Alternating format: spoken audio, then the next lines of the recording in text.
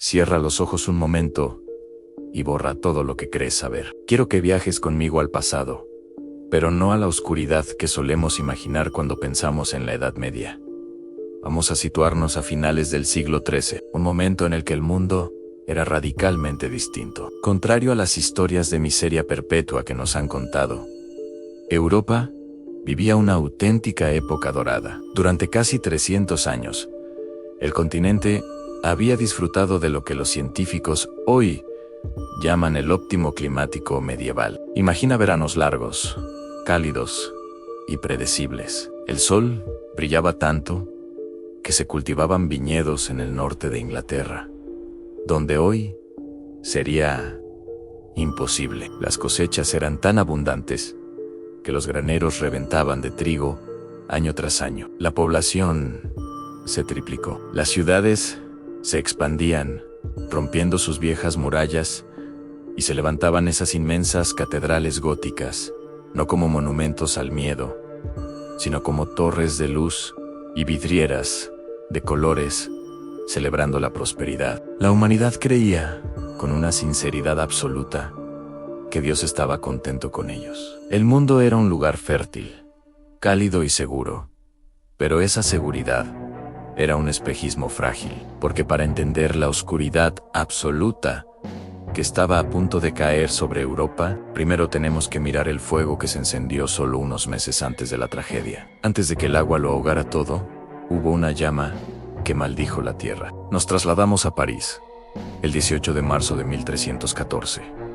El aire es tenso en la Le de la Cité, una pequeña isla en el río Sena. Una multitud se ha reunido para presenciar el final de una era. Frente a la Catedral de Notre Dame se levanta una pira funeraria. Atado al poste, con las vestiduras rasgadas y el cuerpo maltrecho por la tortura, está un anciano de ojos penetrantes, Jacques de Molay, el último gran maestre de la poderosa y legendaria orden de los Caballeros Templarios. Durante 2 siglos, los templarios habían sido los guardianes de la fe y los banqueros de los reyes. Pero el rey de Francia, Felipe IV, conocido como el Hermoso, ahogado en deudas y consumido por la codicia, conspiró junto al Papa Clemente V para destruirlos. Los acusaron de herejía, de escupir a la cruz, de adorar ídolos extraños, todo mentira, para apoderarse de su inmenso oro. Mientras las antorchas encendían la madera seca y las llamas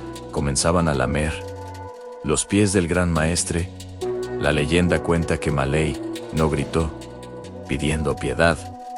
Al contrario, con una voz que resonó por encima del crepitar del fuego, lanzó una sentencia que heló la sangre de todos los presentes. Miró fijamente hacia donde estaban sus verdugos y gritó: Papa Clemente, Rey Felipe, antes de 1 año, yo os emplazo para que comparezcáis ante el tribunal de Dios para recibir vuestro justo castigo. ¡Malditos! Malditos todos, hasta la 13ª generación de vuestro linaje. El pueblo, supersticioso y temeroso, guardó silencio mientras el humo se llevaba el alma del último templario. Muchos intentaron olvidar aquellas palabras, pensando que eran delirios de un moribundo. Pero lo que ocurrió después desafió toda lógica racional. La maldición comenzó a cumplirse con una precisión aterradora. El Papa Clemente murió apenas 1 mes después, víctima de una enfermedad repentina y dolorosa en el estómago. Y el rey Felipe, joven, fuerte y en la cúspide de su poder, murió en un extraño accidente de caza antes de que terminara aquel mismo año. Las 2 cabezas de Europa, el poder espiritual y el poder terrenal, habían caído en menos de 12 meses. Europa quedó en un estado de shock espiritual, en las tabernas y en los mercados. Se murmuraba que se había cometido un pecado imperdonable al traicionar a los soldados de Dios. Se decía que el equilibrio sagrado se había roto. La gente miraba al cielo con temor, esperando una señal. Y la señal llegó, pero no fue fuego, ni un terremoto. Fue algo mucho más lento y cruel. En la primavera del año siguiente, 1315, el cielo cambió de color. Las nubes se volvieron de un gris plomo, densas y pesadas, como si estuvieran cargadas con la ira de los cielos. El viento dejó de ser cálido y trajo un olor a humedad antigua. La maldición de los templarios había abierto una puerta, y a través de ella estaba a punto de entrar el invierno más largo de la historia. En la primavera de 1315, apenas unos meses después de que las cenizas de Jacques de Molay se enfriaran, Dios dejó de mirar a Europa con bondad. Muchos creyentes, al ver lo que estaba ocurriendo, no tuvieron dudas. Las compuertas del cielo no se habían abierto por un simple ciclo natural. Se habían abierto como una purga bíblica. Creían firmemente que el agua venía a limpiar, de la forma más cruel posible, el pecado cometido con el fuego. Todo empezó en abril. Al principio, parecía una lluvia primaveral común, esa que riega los brotes verdes y promete vida. Pero había algo extraño en el ambiente. El aire se volvió inusualmente frío para la época. Los pájaros dejaron de cantar y se refugiaron en sus nidos, y la lluvia simplemente no paró. Llovió por la mañana, llovió por la tarde y llovió por la noche. Llovió al día siguiente, y al siguiente, y al siguiente. No eran tormentas pasajeras, era una cortina de agua gris, constante y monótona, que caía sobre Francia, sobre Inglaterra, sobre Alemania y hasta los países escandinavos. Imagina vivir en una casa de madera y paja del siglo XIV. El sonido se volvió una tortura psicológica. El repiqueteo incesante sobre los techos, día y noche, semana tras semana, empezó a enloquecer a la gente. La humedad se filtraba por las paredes, la ropa nunca se secaba, y el fuego en las chimeneas siseaba y moría, incapaz de mantenerse vivo con la leña empapada. Pero el verdadero terror estaba ocurriendo ahí fuera, en los campos. Europa era una sociedad agraria.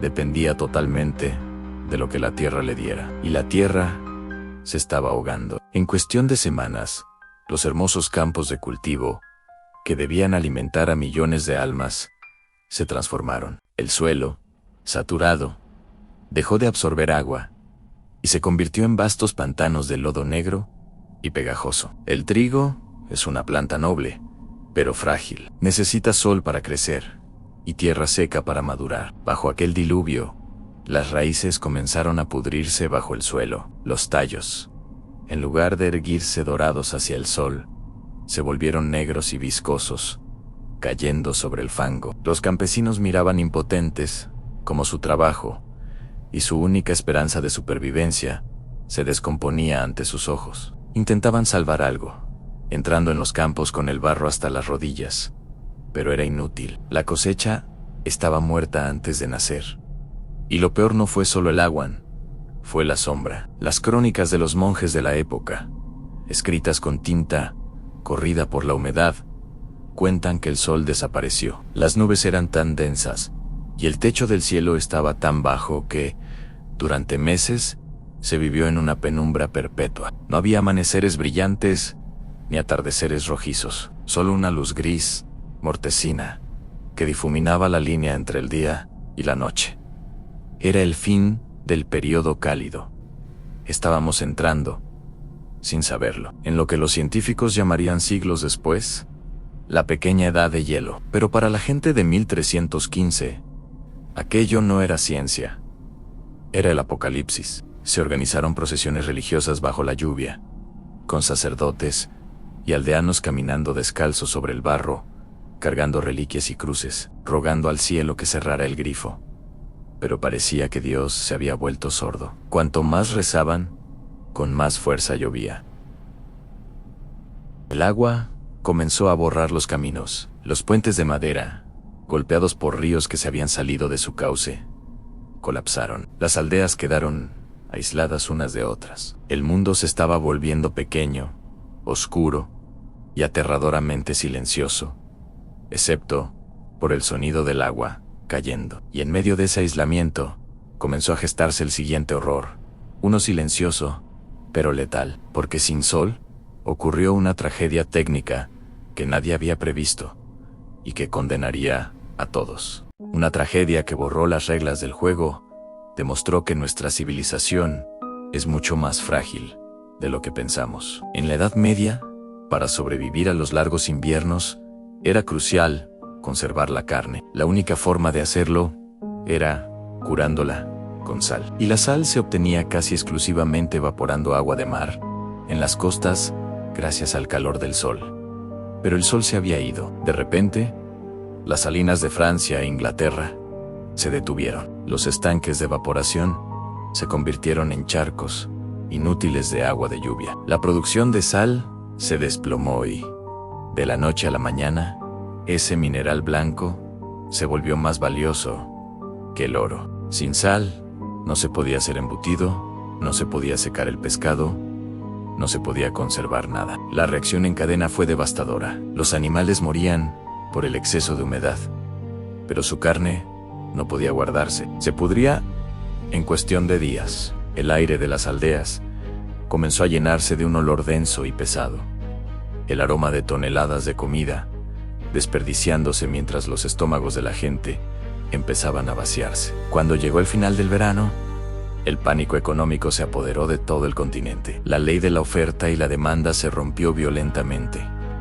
El precio del poco grano que quedaba sano se disparó. En algunas regiones, el coste del trigo se multiplicó por 20 en solo unas semanas. El pan, ese alimento básico y sagrado que definía la vida medieval, dejó de ser un derecho para convertirse en un lujo inalcanzable. Y aquí es donde la gran hambruna de 1315 se diferencia de cualquier otra crisis anterior, porque no discriminó a nadie. El hambre suele ser un problema de los pobres, pero este diluvio fue tan absoluto que derribó las puertas de los castillos. Existe un registro histórico escalofriante de aquel mes de agosto. El rey Eduardo II de Inglaterra, uno de los hombres más poderosos del mundo, viajaba con su corte, y al llegar a la ciudad de St. Albans, ocurrió lo impensable. El séquito real pidió comida, pero los monjes y los habitantes del lugar bajaron la cabeza avergonzados. No había pan, ni todo el oro del rey,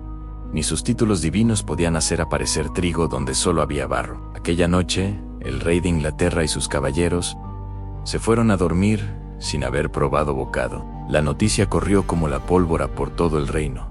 Si el rey no puede comer, ¿qué esperanza nos queda a nosotros? La estructura social se desmoronó. Los nobles dejaron de ayudar a los necesitados, porque ellos mismos estaban racionando sus despensas. Los lazos de lealtad se rompieron. En los caminos, la vida de una persona valía menos que un saco de harina o una manzana podrida. El dinero había perdido su valor. Podías tener una bolsa llena de plata, pero si no había comida que comprar, eras tan pobre como el que más. Y mientras los graneros se vaciaban, una sombra más oscura empezó a cernirse sobre las familias. El invierno se acercaba, y con las reservas a cero, la humanidad estaba a punto de enfrentarse a su prueba más difícil. Llegó el invierno de 1315, y con él, el paisaje se tornó sombrío. La lluvia que había convertido el mundo en barro, ahora se congelaba. No era un frío seco y limpio, sino un frío húmedo, mordiente, que se metía hasta los huesos de la gente ya debilitada. Las casas, con sus techos dañados por meses de agua, apenas ofrecían refugio. Fue entonces cuando empezó la verdadera dieta de la supervivencia. Al principio, las familias consumieron lo poco que habían logrado salvar. Cuando eso se acabó, miraron hacia los corrales.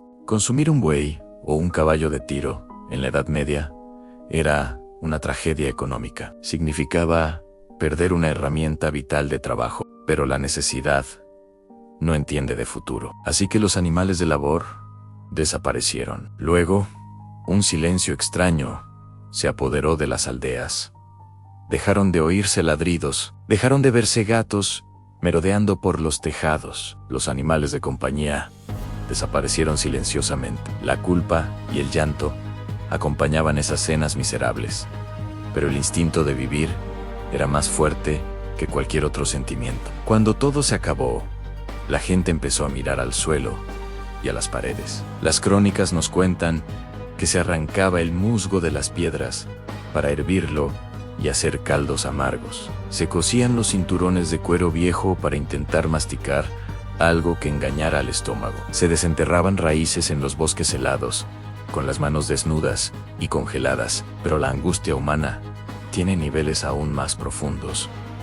Y hubo un momento específico que marcó el fin de la esperanza. Ocurrió en el interior de los graneros vacíos. Los campesinos se quedaron mirando los pequeños sacos de semillas de siembra. Esas semillas eran sagradas, intocables. Era el trigo guardado celosamente para plantar en la primavera siguiente. Consumir esas semillas era una sentencia final. Significaba, con total certeza, que al año siguiente no habría nada que cosechar. Significaba hipotecar el futuro para sobrevivir un día más en el presente. Y aún así, el dolor físico era tan insoportable que abrieron los sacos.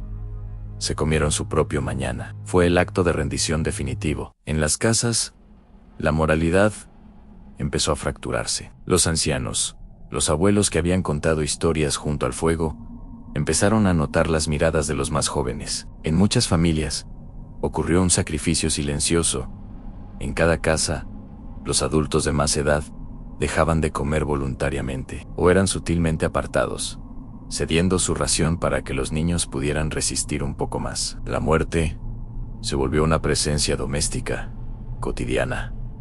Sentada a la mesa con ellos, Europa se había convertido en un lugar de sombras. Figuras esqueléticas vagaban por los caminos, con la piel pálida y la mirada perdida, buscando cualquier cosa para llevarse a la boca. Pero el terror de 1315 no venía solo de la escasez, venía también de debajo de la tierra, porque la naturaleza tenía preparada una última prueba para los vivos. Mientras los vivos luchaban por resistir, ocurrió algo que rompió la mente colectiva de Europa, un detalle macabro que muchas historias olvidan contar, pero que quedó grabado en el folclore. El miedo ya no venía solo del cielo, empezó a brotar desde abajo. Imagina la cantidad de agua que había caído durante meses. Valles enteros se habían convertido en lagos oscuros. La tierra estaba tan saturada, tan llena de líquido, que la física hizo su trabajo. El nivel del agua subterránea subió hasta la superficie. Y en la Edad Media, los enterramientos no eran profundos, ni estaban sellados como hoy. A menudo eran sepulturas sencillas en la tierra blanda. La tierra, incapaz de contener nada más, comenzó a devolver lo que se le había confiado. La presión del agua y el lodo en movimiento hicieron que muchos antiguos enterramientos fueran desplazados de nuevo hacia la superficie. En las aldeas situadas en tierras bajas, ocurrió lo impensable. Los ataúdes de madera vieja cedían, y aquello que había sido sepultado ahora reaparecía entre el fango. Imagina el impacto psicológico para una aldea aislada, viendo cómo los restos de la gente que habían despedido hacía poco aparecían ahora en los caminos anegados. Esto desató un pánico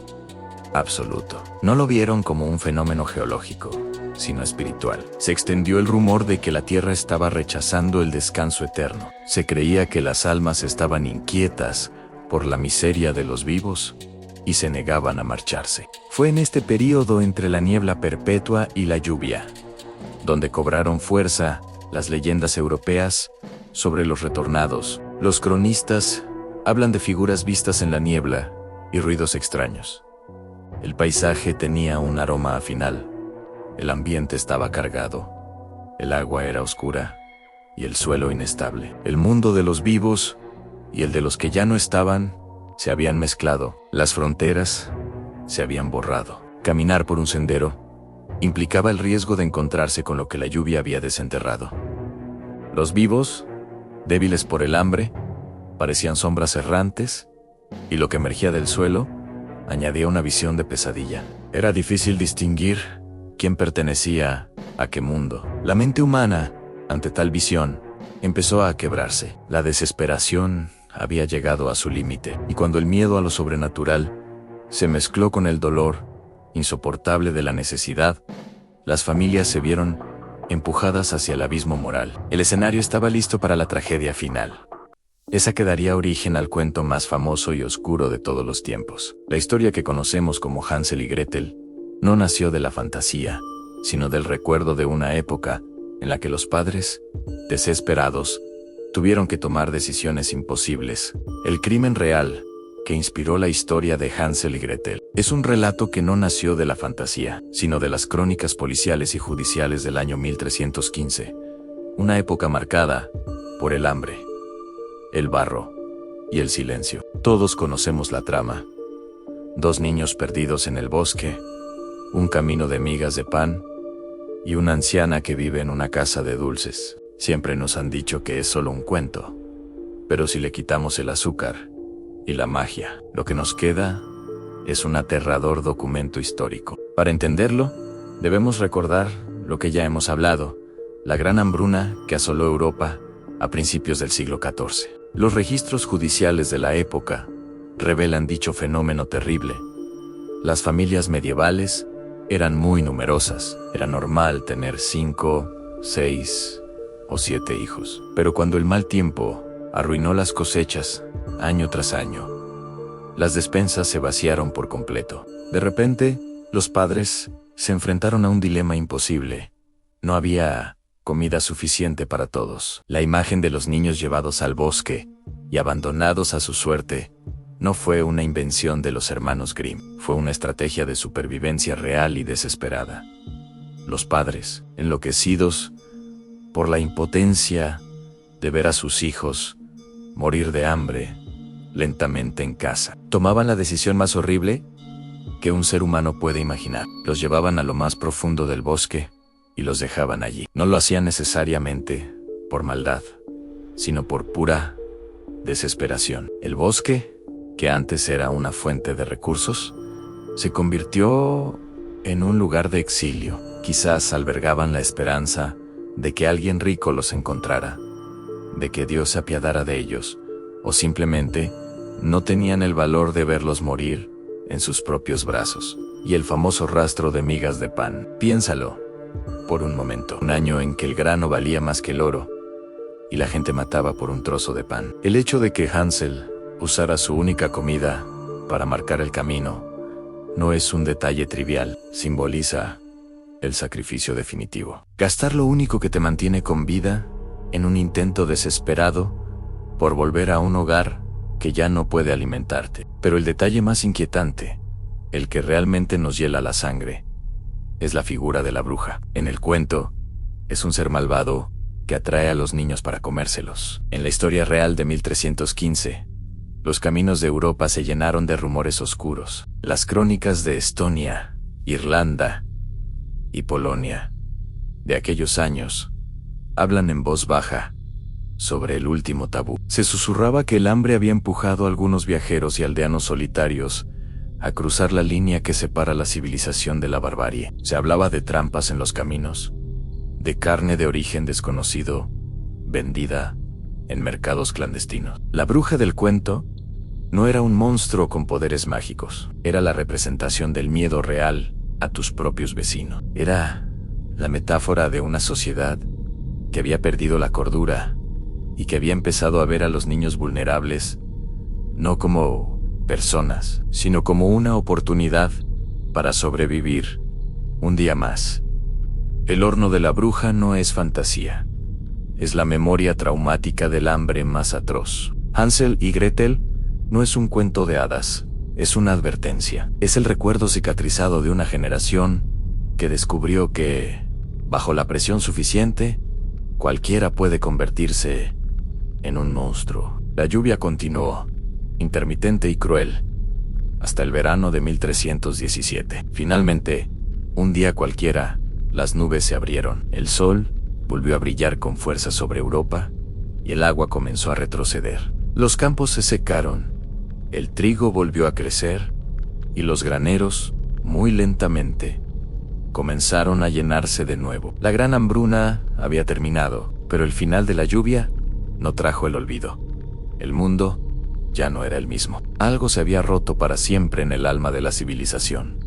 El optimismo de la época anterior se había hecho añicos. La confianza ciega en que la naturaleza era una madre bondadosa y en que Dios protegería siempre a sus fieles se había disuelto en el barro. Habían rezado, habían hecho procesiones, habían suplicado y el cielo había seguido enviando agua. Europa entró en una era de cinismo, de duda y de miedo latente. Pero el legado más triste y venenoso de 1315 no se vio inmediatamente. Fue una herencia silenciosa que tardó 30 años en mostrar su verdadera cara. Pensemos en los niños. Pensemos en aquellos que lograron resistir esos años terribles de escasez. Aquellos Hansel y Gretel reales, que sobrevivieron al bosque, que no murieron de hambre. Crecieron, se convirtieron en los adultos de la siguiente generación. Pero crecieron marcados. Sus cuerpos, privados de nutrientes esenciales, durante las etapas críticas de su desarrollo infantil, se formaron débiles. Aunque por fuera parecían hombres y mujeres normales, por dentro cargaban con una deuda biológica. Sus sistemas inmunológicos eran frágiles, sus defensas estaban bajas y su resistencia natural a las enfermedades era mínima. Eran una generación de supervivientes, sí, pero biológicamente rota. Y el destino, con una ironía macabra, les tenía guardada una última prueba, porque cuando esa generación de niños del hambre llegó a la madurez, hacia el año 1347, una nueva sombra se perfiló en el horizonte. Esta vez, no vino del cielo en forma de lluvia, sino del mar, a bordo de galeras comerciales procedentes de Oriente que atracaron en el puerto de Mesina. Traían seda, traían especias y traían ratas.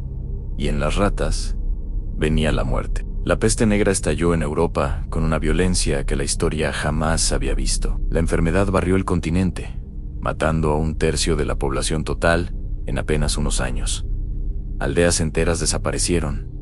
Ciudades quedaron vacías. Durante siglos nos hemos preguntado, ¿por qué fue tan letal la peste negra en ese momento concreto? ¿Por qué mató a tantos y tan rápido? Hoy, los historiadores y científicos nos dan la respuesta que cierra el círculo. La peste fue el verdugo, pero la hambruna de 1315 había sido el juez. La enfermedad encontró un terreno fértil, perfecto, una población entera de adultos cuyos cuerpos todavía cargaban con las cicatrices invisibles de la desnutrición de su infancia. Si el verano de 1315 hubiera llegado a tiempo, si la lluvia no hubiera caído de esa forma, esa generación habría sido fuerte, habrían resistido mejor, millones de vidas se habrían salvado. La peste negra fue el eco tardío y mortal de aquel año sin sol, así que la próxima vez que mires al cielo y veas nubes grises acumulándose, o la próxima vez que leas un cuento antiguo donde el bosque es un lugar prohibido y peligroso, recuerda el año 1315, recuerda el año en que el verano faltó a su cita. Recuerda que las historias de terror no nacen de la imaginación de un escritor, nacen de la memoria del trauma, y a veces, el más grande de los misterios no son los fantasmas, sino la fragilidad de nuestra propia existencia frente a la furia de la naturaleza. Soy la Bruja Callejera, y si esta historia te ha gustado, comenta, dale a me gusta y suscríbete. Enciende tu vela, que nos vemos en el próximo relato. Hasta pronto.